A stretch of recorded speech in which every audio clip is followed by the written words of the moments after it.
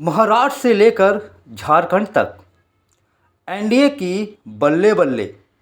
महाराष्ट्र में महायुति की सरकार तो झारखंड में भी एनडीए का पलड़ा भारी।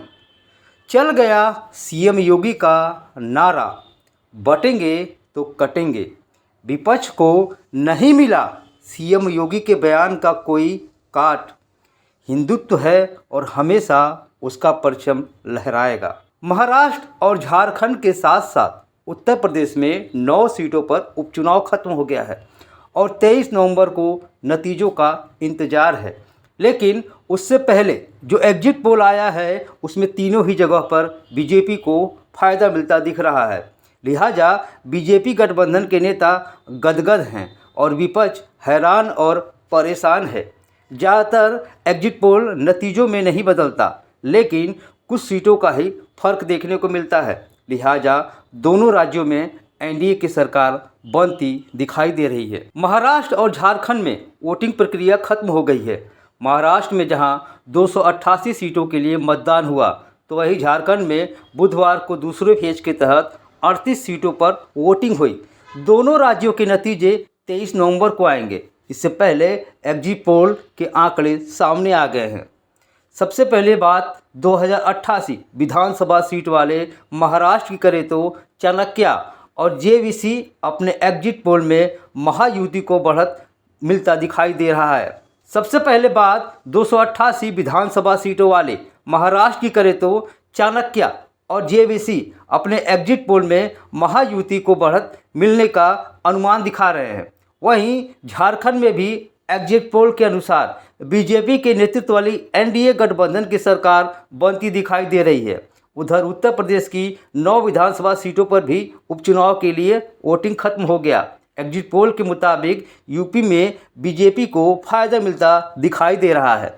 एग्जिट पोल के मुताबिक महाराष्ट्र में सत्तारूढ़ गठबंधन महायुति को 150 से 170 सीटें मिलने का अनुमान है, जबकि विपक्षी खेमा एमयूए एग्जिट पोल के मुताबिक महाराष्ट्र में सत्तारूढ़ गठबंधन महायुति को 150 से 170 सीटें मिलने का अनुमान है, जबकि विपक्षी खेमा एमयूए को महज 110 से 130 सीटें मिल सकती हैं, जबकि अन्य के खाते में 8 से 10 सीटें जाने का अनुमान है।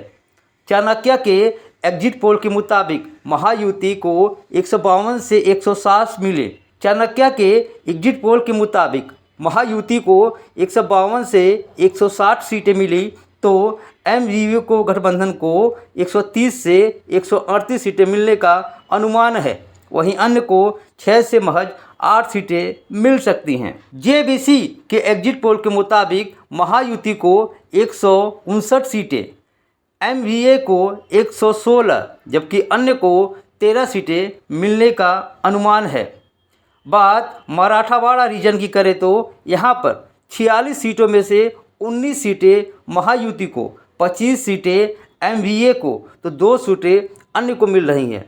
थाने कोकण में महायुति को बड़ा फायदा मिलता दिखाई दे रहा है। यहाँ 39 सीटों में महायुति को 25 सीटें मिल रही हैं, जबकि एमवीए को महज 11 सीटें, तो अन्य को भी 3 सीटें मिलने का अनुमान है। झारखंड की 81 विधानसभा सीटों पर 2 फेज में वोटिंग हुई। पहले फेज में 13 नवंबर को 43 सीटों पर मतदान हुआ, जबकि बाकी 38 सीटों पर 20 नवंबर को वोटर्स ने अपने मताधिकार का प्रयोग किया। झारखंड में मुकाबला इंडिया बनाम एनडीए ब्लॉक के बीच है।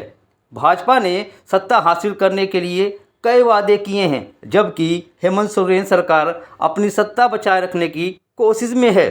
झारखंड चुनाव के नतीजे 23 नवंबर को आएंगे। इससे पहले एग्जिट पोल में एनडीए को बढ़त मिलती दिखाई दे रही है।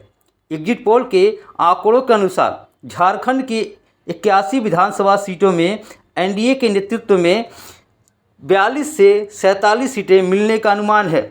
वहीं कांग्रेस के नेतृत्व में इंडिया ब्लॉक को महज 25 से 30 सीटें मिल सकती हैं, जबकि अन्य के खाते में भी 1 से 4 सीटें जा सकती हैं। यूपी में चलेगा सपा का सिक्का या कमल करेगा कमाल। उत्तर प्रदेश की 9 विधानसभा सीटों पर बुधवार को वोटिंग हुई। इन 9 सीटों को लेकर एग्जिट पोल के आंकड़े सामने आ गए हैं। जेवीसी के एग्जिट पोल के मुताबिक बीजेपी को 6 सीटें मिलने का अनुमान है, जबकि समाजवादी पार्टी को महज 3 सीटें। वहीं मार्टिजिस के एग्जिट पोल के अनुसार बीजेपी को 7 सीटें मिलने का अनुमान है, जबकि समाजवादी पार्टी को महज 2 सीटें। लोकसभा चुनाव में इंडिया ब्लॉक को जितनी सीटें मिली, शायद उसे वो पचा नहीं सकी, लिहाजा दोनों राज्यों में उनकी रणनीति काम नहीं आई। बीजेपी हार से सीख लेती है और दोबारा लड़ाई दोगुने उत्साह के साथ लड़ती है। इसी की देन है कि एनडीए 2 राज्यों में अपनी सरकार बनाने जा रही है और विपक्ष तमाशा देख रहा है। ब्यूरो रिपोर्ट, राष्ट्र खबर, मुंबई।